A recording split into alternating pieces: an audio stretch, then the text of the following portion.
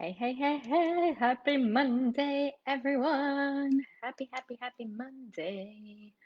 The other day I said happy Monday to a client and they're like, "Oh, you're one of those. You're one of those happy Monday people." Yeah, I love Mondays. They're my favorite day of the week. I'm weird like that. I just like them. I have a really structured day. I come here every Monday at 10 a.m. to do the Business Breakthrough with Barbara show. Um, Yeah, I like the beginning of my week. I'm really weird. Does anyone else relate? Are you like a happy Monday type of person? Or am I the only weird one in here?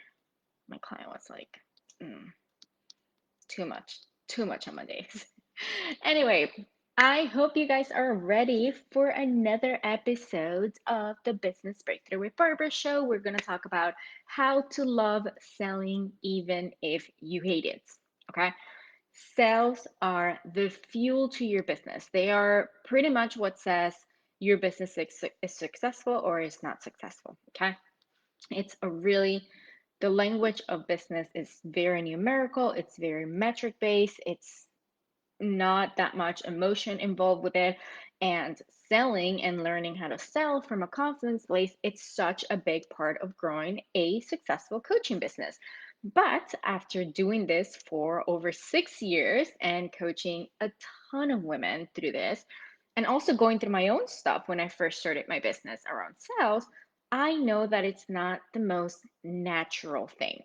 Okay. Really, most people are not born with that nature of like, oh my God, I love sales. I can't wait to get out there and tell people about my products. Like it actually feels very, what's the word I'm looking for?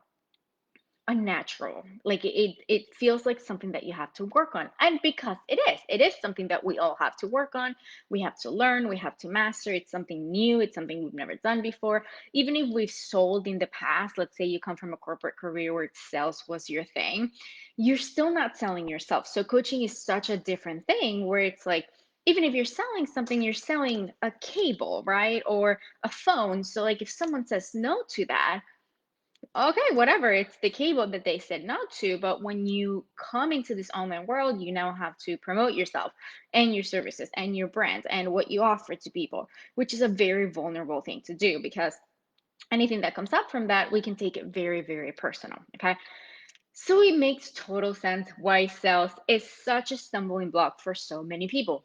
But nonetheless, it is something that we all have to master, okay? If you want to grow a successful business, you need to make sales. You're really not legitimately in business until you have that first transaction, right? Now, I don't want you to feel discouraged by that statement because the beginning, the foundational um, steps of a business do not have sales, right? Like there is foundational work that we need to put in place before we make sales. So if you're at that phase, there's nothing to feel bad about it. It's a phase that everyone goes through. It's a stage of your business that it's inevitable. You cannot skip that phase. But it can feel a little frustrating because you're setting up all this foundational stuff. You're setting up like your clarity, your foundations, your programs, your services, your website, how you're going to coach. You're getting educated around it. You're setting up your communities. You're learning how you're going to market yourself. You're putting in place your sales processes, right? Like it's a really frustrating part of your journey because you're putting in so much work and so much energy and so much effort, and sales are not coming in. But they will. They will. They always do. If you continue doing the work the right way. So once you're done with that phase, though, what could happen a lot, and what I see happens a lot, is that you're done with the phase, but you're stuck in the phase because you're afraid to go to the next phase, which is focusing on marketing and sales. Okay, so you got your foundations, you got your programs, you got your clarity, your niche, your ideal clients, on all of that good stuff. But then you like going the hamster wheel of like doing it over and over again. Well, now I have to learn this. Well, now I have to fix this other page on my website. Well, I know I picked my ideal client, but like now I'm doubting it. And I know I created my program, but now I have another idea for another program. So like what happens a lot is like people do not get out of that phase, because guess what? The next phase that comes is you actually have to go and sell yourself as a coach, which is petrifying. It is petrifying for everyone. It was petrifying for me. It is petrifying for all of my clients who come to me who are just starting their coaching business. It is a petrifying phase of your business. However, the more that we avoid this phase, the longer that growing your business is going to take. Okay? Are we on the same page here? Are we on the same page? So much energy. Oh my God, yes, I'm feeling it today. This topic is so, so, so important. So here's what I'm going to do today, guys. I'm going to tell you 4 reasons why people hate sales. Probably you have one of these, and or you experience one of this or struggle with one of these, and I'm going to give you a solution for each. Okay, so I told you I've been doing this for a long time. Obviously I've coached a lot of women around this, and I know what's the thing under the thing. I know what's hiding underneath that fear of sales. I'm probably not giving you all of them right now, but I'm 99% sure that you either have struggled or are struggling with one of these. Okay, so let's get started. Oh, and before we get started, join us for the Courage and Abundance workshop. It's happening on Thursday. It's going to be in a private Facebook group. I'm going to go live and deliver the most amazing workshop I have ever delivered. I'm literally going into the core foundations of what every successful coach and entrepreneur has. I am teaching you how to believe in yourself, how to move through your fears, how to stop playing small, and how to build that never ending courage that is required to build your business, which is so aligned with what we're talking about today, because you need courage to have consistent sales. Yeah, the link is in the description of this video, so go ahead and join us after we're done here, because I feel like we have a lot to cover. Okay, so first reason why people or women or coaches or entrepreneurs, whatever you want to say here, hate sales is because the fear of rejection. Okay, we are so afraid of getting a no. What if I put out that post and no one responds? What if I hop on that sales call and the person says, no thank you, I don't like this, right? That is the first thing that comes up. The first thing, right? Like, what if it doesn't work out? What if she doesn't want to work with me? What if I put out a whole bunch of promotional content and it gets crickets? So what happens is we sell less, and then we make that a reality, right? Like we actually get more no's, because if we're not selling, no one is saying yes. Okay. I'm going to say the 4 reasons why we hate it, and then I'm going to say how we're going to move through this and how we're going to fall in love with sales and get really, really good at them. Okay. So stick to the end, because I'm going to give you the solutions afterwards. Second reason why people hate sales is they are not confident in what they're selling, right? So like they're like, I really want to make a sale. I really want to make a sale. But then they're like, well, but is this program good enough? Did I create enough workbooks with it? Does it have everything that it needs in order for my potential clients to like it, right? So like you want to sell, but you're constantly questioning what you're selling.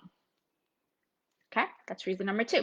Reason number 3, we easily start assuming, okay, this one's really deep, so I'm gonna like say it slow so you guys can process it. We assume that our potential clients have the same money mindset blocks that we do. Does this resonate with you, where you're like, oh my God, I really want to make the sale, I really want to make the sale, but what if she doesn't have the money? What if she doesn't have the money? What if she doesn't want to invest? What if she's a single mom and then she can't afford it? Or what if I take food of her table? Or like, what if she doesn't have savings? Or like, what if her finances are a mess, just like my finances are a mess? So like we start taking on the financial responsibility for our clients. So we don't like sales because we have all this money drama. Perhaps you have credit card debt, or perhaps you don't have a ton of savings, or perhaps in the past you've made bad investments, or perhaps you haven't invested in yourself, right? So like you have all this money stuff, and then we're assuming that our clients had that. So we don't go into sales from an empowered space, we go into selling from a place of like, oh my God, if she even decides to buy from me, which I don't even think she can because I am already making all of these assumptions about her bank account, then I may be taking something away from her because my client's obviously not smart enough to make an investment for herself. Okay? That one's really good. I'm going to come back to the solution, and the solution is pretty good. Um, Reason number 4, and our last reason why people hate sales is because they are paralyzed by the thought of what if my client doesn't get results? What if they buy this 6-month coaching program and I offer them that I'm going to help them get clients, and by the end of the 6-month programs, they don't get clients? So, why would anyone want to sell and put themselves out there and get visible and pitch themselves and create promotional posts and send promotional emails and get on sales calls when they're afraid of getting a no, which we will inevitably get? Everyone does. Like if you have been in business and you have gotten 0 no's, I need you to tell me, because you're kind of like the mutant of the online world, right? Like you're special. You have like a special ability that nobody else has. Not a mutant like in a negative way, but like you're just amazing. Like you were born with something that no one else has. Because the truth is that we're all going to get no's, but how are we going to enjoy the process of selling if we're afraid of the rejection? How are we going to enjoy the process of selling if we're not confident in what we're selling? How are we going to love pitching our stuff when we're afraid of our clients' bank accounts and their money drama and their finances, and we're making decisions for them? And last but not least, why would we massively push our programs and our services and our coaching if we are constantly questioning our capacity to help our clients get results? Now, there's a positive side to some of this. Oh, I'm like blurry. What happened? Let's see. All right. I guess we're doing it blurry from now on. I have no idea what happened. What if, okay. Oh, okay, that's good.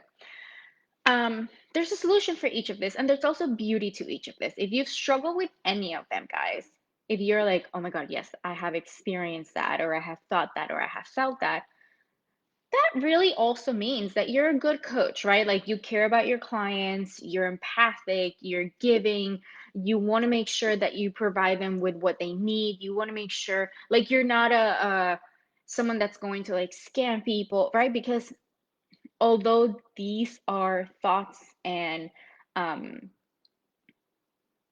ways of operating that are keeping you stuck from making sales, they also mean that you're a good coach, that you're committed to your clients, that you care about them, that you really are here to help them see change and transform. So if you've experienced any of this, be like, okay, cool, I'm proud of myself. That really means that I care about my clients. But I'm about to give you some perspective that's going to change that for you, okay? Because you can care for your clients, you can be results driven and motivated, you can be a great coach who doesn't scam people, okay? And also be really good at sales. Bing. Okay, let's see. Yes, I do project my money mindset on my clients. Yes, I think everyone does. I think everyone does. But we got to change that. Okay, so let's go through the solutions. Afraid of rejection, afraid of getting a no, because at the end of the day, when you're selling coaching, you're selling you. So if you get a no, you're not getting a no on the phone where, like, whatever, they didn't like the phone. It's not my problem, none of my business. When they say no to coaching, it's like, what am I doing wrong? Do they not like me as a coach? Is there a better coach? Is there a better program out there? Like, we take it more personal. So here's the solution to that. And here's what I need you to understand. This is coming from ego-based sales. It's all about you. It's all about you and all about how you feel, right? So, like, I don't want to feel bad, and therefore I'm not going to put myself out there. I don't want to feel the rejection, and therefore I'm not going to put myself out there. Which you can totally change that and be like, because I care about the clients that I'm meant to serve, because I care about the people who need me the most, I am willing to go through the discomfort of rejection. I'm willing to start getting comfortable with the no's. I'm willing to go through the negative emotional experience that inevitably comes every time that you get a no, right? So, can your courage here be stronger than your fear? That's like the number one solution and way of approaching here. Can your courage be stronger than your fear? Because this is not about you. Selling, it's not about you. Like, sure, it's about you in the sense that it's going to help your business and it's going to help you financially and it's going to help you grow and all of that good stuff. But also remember why you're doing this. You're doing to help people, to support them through their transformation, to change their lives.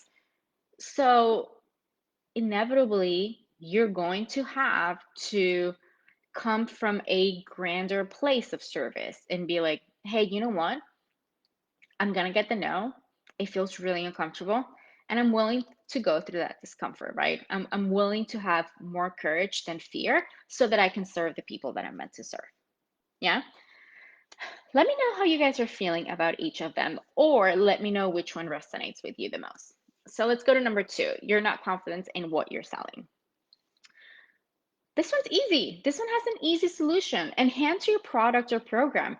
Test it out. Get some pro bono or beta clients in. Get some feedback as to what you're offering. Make sure, like, put all the processes in place that you can put so that you can actually stand behind what you're offering.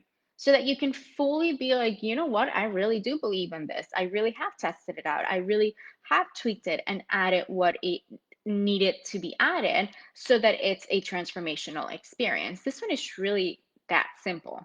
Um, and I think before you fully take a paying client through the program, there still may be a little bit of like doubt and hesitation because you haven't had that financial transaction. However, I'm sure that there are things that you can do before you have that financial transaction that will make you feel more confident about your program. If I asked you, like, what are 2 things that you could do right now to make your program better? I promise you could probably think of 2 things to make it better, to make you feel more confident about it, to make you feel like you can stand behind what you're selling. Okay. So that one's pretty simple. This is really just about putting in the work, making sure that you're testing it out, making sure that the thoughts that you have about how to make a program great, you're actually implementing it, right? So, like, for example, when I have a thought of like, oh, I'm going to create this training for my clients. So, like, my current thought around enhancing my 6-month one-on-one program is a lot of my clients are hiring or expanding their team. Okay. So they've achieved a lot, like they've gotten a lot of clients, they've started to make really high income months, and they're at the point where they need help. So, like, what's happening is they need to hire a team, but they also need to have processes in place. So a lot of my clients are in the stage of creating standard operating procedures, right? So, like, when we do this, how exactly is that done? I have a really good standard operating procedure in my business. I actually thought I didn't. I talked to one of my friends about it. And when she was telling me about her standard operating procedures, I'm like, I'm not that far behind. I may not be the best at it. And there's definitely space for improvement, but I'm not that far behind. So what I'm doing, my thought was, okay, how can I make this better? Because most of my clients do go through that growth spur and they're like hiring team, creating procedures and all that good stuff. Let me create a training for my one-on-one clients so that I can help them start creating that structure in their business. So when you have these thoughts, act on it, right? Like, make the program better, do the training, add the PDF, add the worksheet, give the scholarship, take on a client for free so that you can get some feedback and some testimonials. That is how you start standing behind your program.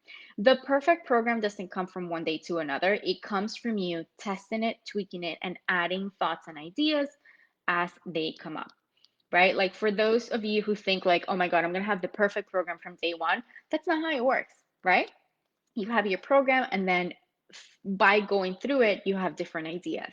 You have different things that you want to add. So give yourself the opportunity to do that. All right. Let's go to the next one. Okay, number three, what's the solution? So, assuming that your potential clients have the same money mindset blocks that you do. Okay. So, this is the reason why I'm such a huge believer in don't expect others to invest in you if you're not willing to invest in yourself at that level. Because that is what that is like one of the main things that will help you move through this block, right? It's really hard to believe that someone is willing to invest at a specific level if you're not willing to invest at that level yourself. And it's really not nothing less than because you're struggling with the investment, right? So you're like, oh my God, I really want to make this investment, but I really can't. And this and that. But I like you have all this stuff within you that's keeping you from it. So it's really easy to assume that other people are at the same place, right? So like you have all this drama and tension and like stress around the investment.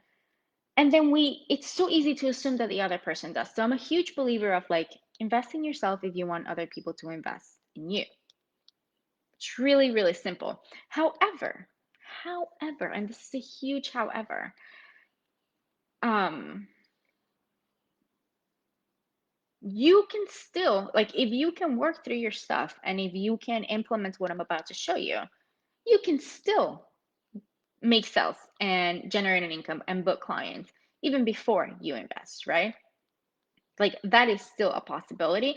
I just think that investing in yourself at the same level that you expect your clients to invest in you accelerates the sales.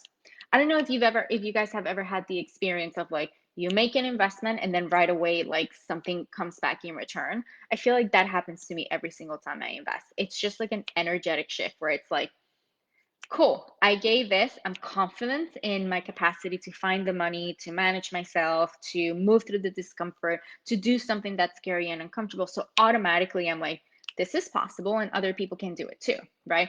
Um, so, with or without you investing, you can still change this, right? But this is what it's going to require from you. It's going to require that you stop making assumptions. Okay. It's going to require that you stop trying to be the psychic of other people's bank accounts. You I you literally don't ever have to think, how is my client going to pay for this? Because that's not your responsibility. This is such a big part of what makes a good coach, where it's like you know what your responsibility is and you know what the client's responsibility is, and you believe in them so deeply, okay, and you hold this vision for them so that they can rise up to that, okay, and you allow them to do that. And the making the investment is a part of that. It's the beginning of that. It's the beginning of I trust you to be an empowered human being to figure this out on your own, and I trust that you have the willingness and the commitment to rise up to the level that I know that you're capable of. This starts with the investment, and then that energy continues through your coaching relationship, right? Where you believe in your client's capacity so much and you're constantly holding them accountable for rising to that next level. And that's how you help people get results, which is going to go to the next one. What else do I have for this one? So give the power back to your clients, right? Like stop taking their power away. They can make their own investments. Um, Trust that they're an empowered human being capable of making their own choices, and don't invest for them. It is not your choice. It's not your choice. It's not your choice to decide whether someone wants to move their finances around or make a scary decision or put something on a credit card. It is not your choice to do that. It is their choice. And by you taking that choice from them, you're really taking their power away from them. You are. I can't even imagine, like, and it's my personality. This is just how I am. But I couldn't even imagine myself going on a discovery call with a coach who didn't believe that I was incapable of making happen my desires. Like, if a coach came to me and they're like, how do I put this? Like, If they were like, well, I completely understand that you're scared, but like, do you want me to like try to help you figure out how you can make it happen? Like, what? Like, do you not know me? Like, do you not know what I'm capable of? Like, if I want something, I'm going to do everything in my power to make it happen. So, like, why are you taking my power away? Why do you not believe that I'm capable of making my own choices or figuring out my own decisions? Right? So, like, look at it from that perspective of like, you wouldn't want another coach to take that power away from you, right? Like, to take that power of like wanting to do something really big and scary and having that big intuitive desire to do it and then you making it happen. You don't want someone to take that away from you. You want someone to be like, hey, if you feel like this is the right thing for you, I 100% believe in you and your capacity. You let me know. Right? So, anyway, so that's what you want to do for your clients. Don't take that power away from them. And last but not least, paralyzed by the fear of what if my clients don't get results? So, here's the solution to that. I need you to remember the 50-50 rule of coaching.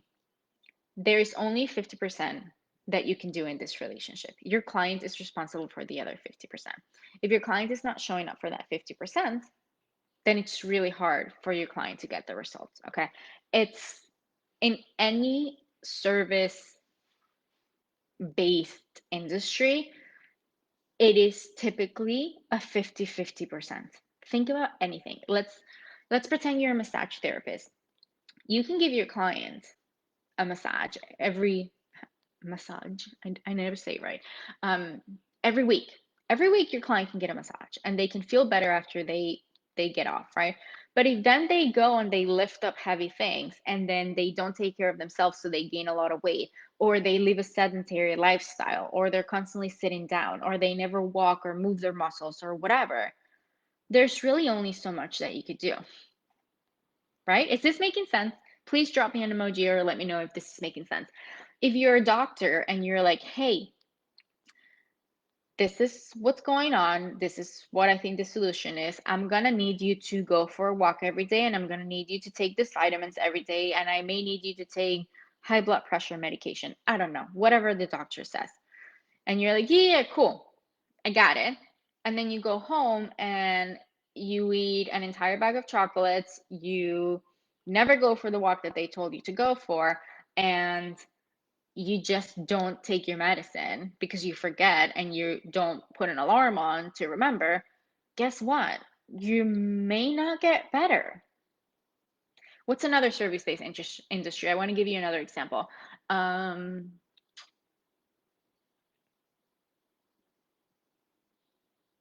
well, this is similar, but if you're a dentist and a client comes for a cavity, you fix their cavity or whatever, you do a root canal, whatever they need, and you're like, hey, this is fixed. I got you. I'm really good at what I do, but I'm gonna need you to stop eating Starburst every day because the sugar is creating chronic cavities. But then you go home and you keep eating Starburst every day. It is not the dentist's fault that you're not adhering to your side of the spectrum. So when you're afraid that your clients don't get results, think about any service industry. It is a 50-50 relationship. It is literally a rule of coaching. It is a rule of service-based industries. It is a 50-50 relationship. There's only so much that the service provider can do. Okay.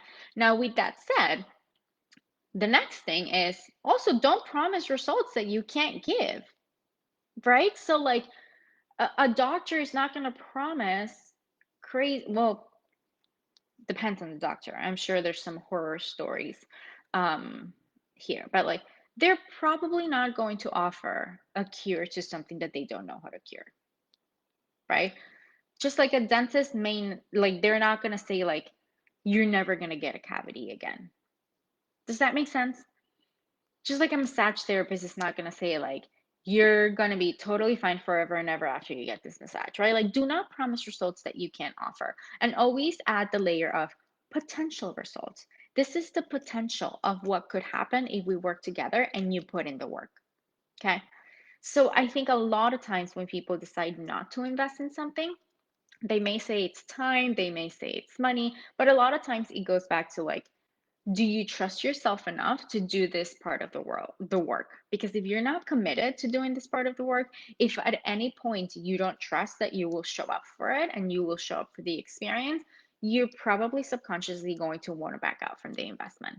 Okay. So think about it that way. When your clients don't want to invest, there's probably some underlying fear as to, can they really do this? Are they really going to show up for this?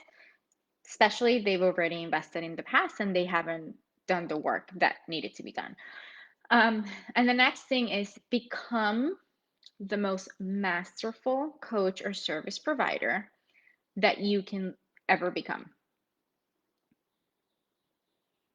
That means, that means push yourself every single day to become a better coach. So I'm going to give you an example of this. I became an outstanding coach when I did the work to not let the times where my clients were struggling in business affect me. I became an like literally my coaching went from like 20 to 100 when I learned how to navigate that. So constantly be working on yourself so that you can become an extraordinary coach. A lot of times it's really hard things like this, right? So like, I'm a business owner. Every business owner goes through ups and downs. They go through like really great results and then really bad disappointments, right? So there's always the roller coaster of entrepreneurship. Always. It's a thing. Now, as a coach, as a business coach, when my clients go through the lows, if I let that affect me, what happens is I cannot coach them through that to the best of my capacity because I'm triggered by their stuff. Like, oh my God, what if they don't get a client again? Or this is happening, right? So like, I became a phenomenal coach when I was able to say, like, I am always here for my clients, always, always. And I know that they're going to go through highs and lows. And the more that I can stay here and not get triggered by anything that they're going through, the faster and the quicker that I can coach them to get out of the lows and go back to the highs. So becoming a better coach doesn't mean get another certification, doesn't mean watch another webinar. It means doing the work that it takes for you to become an outstanding coach. And the last thing about, like, if you're afraid of your clients not getting results, and if you're doing this work, if you're constantly giving yourself the permission to push yourself to be a better coach, guess what? You start believing in your capacity to help your clients get results a lot more, right? Like the second that I was like, I can be the best coach that my clients will have, whether they are hitting a multiple 5-figure month for the first time ever, or whether they had 3 clients back out after they said yes. I can be the best business and confidence coach that they could ever have, no matter what they're going through. When I learned how to do that, not only did my client results skyrocketed, but my confidence around what I offered skyrocketed. So it's really skills that are hard, right? But they're the skills that help you serve people better. Okay. Now, the last thing is, work with the right clients. Okay. Remember, 50-50 rule. There's only so much that you could do to help your clients get results, right? But there is also some clients who are not willing to do the work. So don't take on clients who want to revolve around their problems. Take clients who want to evolve from their problems. So when I take on a client, I want them to have struggles, right? Like, otherwise, why would they hire me, right? When people say like, I'll work with you when I get a client, like, everyone gets this, right? So they'll be like, I'll work with you when I get 3 clients. My initial thought is like, if you could get 3 clients, then you would not need me, right? Like, if you were like, don't worry about it, I'm gonna get 3 clients. I haven't been struggling for a year to get 3 clients. If you could do that really easily without any hesitation, without taking months or even years, then you wouldn't need to work with me, right? So think about this very deeply. There's two kind of individuals. There are people who want to revolve around their problems, and there are people who want to evolve from their problems. You want to work with people who want to evolve. Now, that's not to say your clients will not have struggles. That's not to say your clients are not going to have difficult times. That's not to say that your clients may revolve for a little bit. They may be like, oh my God, I'm like revolving around this little problem, but I want to evolve from it, right? Like it's the willingness to want to evolve that makes a client that's going to get results. Okay. This is hard, especially when you're starting out, because you don't really know how to gauge a client that wants to evolve versus a client that wants to evolve, right? And it's also hard because you just want to work with clients. My input here is honestly, any client that you get at the very beginning is just such good experience. And this is kind of like the thing that you have to learn on your own. Okay. But I'm just sharing it with you to help you accelerate that process a little bit, right? There are two types of clients. If you're so afraid of your clients getting results and you want to address this fear, the last thing that you could do is really focus on working with people who want to evolve, not people who don't have problems or struggles. You want, like, I hear this a lot. I hear my ideal client is someone who has all the money and they wake up every morning and they eat fruits and they love selling and they listen to everything I tell them, and they execute every strategy that we put in place, and they don't have any problems, you know so then why are they working with you, right? There's a reason why people hire coaches. It's because they're trying to rise to the next level. So you want to expect your clients to have struggles and blocks. You just want your clients to actually want to move through them and not revolve through them forever and ever. Okay. So that is it. I want to know what resonated with you the most. I was honestly pumped to share this episode with you guys because I know it's going to be so helpful for so many women. So tell me what resonated with you the most. What are you implementing? And do not forget to join the Courage and Abundance workshop. There is a link in the description of this live stream. It is on Thursday at 5 p.m. Eastern. You have to join the private Facebook group, and you're going to love it. Like, you're really, really going to love it. We're really going to take all of this to the next level, and we're going to help you build the internal courage, which is that internal compass that will accompany you forever in business. This is the core foundation of what successful entrepreneurs carry with them through every single stage of growth, right? This is what's going to help you through the ups and the downs of business. And this is what's going to help you accelerate no matter what's happening. This is where you go, like, I don't care what's happening outside. I don't care if a client said no. I don't care if someone backed out. I don't care if I'm scared, right? Like, this is where you are like, there's all these outside circumstances, and I have so much courage within me that I know that I'm going to get through absolutely everything that comes my way. That is the the fastest propeller to consistent success. So join us for the workshop, join the Facebook group. I will see you there on Thursday. We're also giving some incredible giveaways. Just by you engaging, introducing yourself, commenting on stuff, we're giving some physical stuff away. So I'm super excited about that. And other than that, you will see me here throughout the week. And also, as always, on Monday at 10 a.m. Eastern Time for another episode of the Business Breakthrough with Barbara Show. And after the workshop on Thursday, I know I'm giving you a lot, I'm sorry. After the workshop on Thursday at 5 p.m., I'm going to start coming in here live with my clients so that they can share what their experience of working with me is like, how what is it like behind the scenes of hiring me as a coach. So keep your eyes out because some good stuff is coming your way. Bye, everyone. Thank you for watching. I love and appreciate every single one of you. Bye.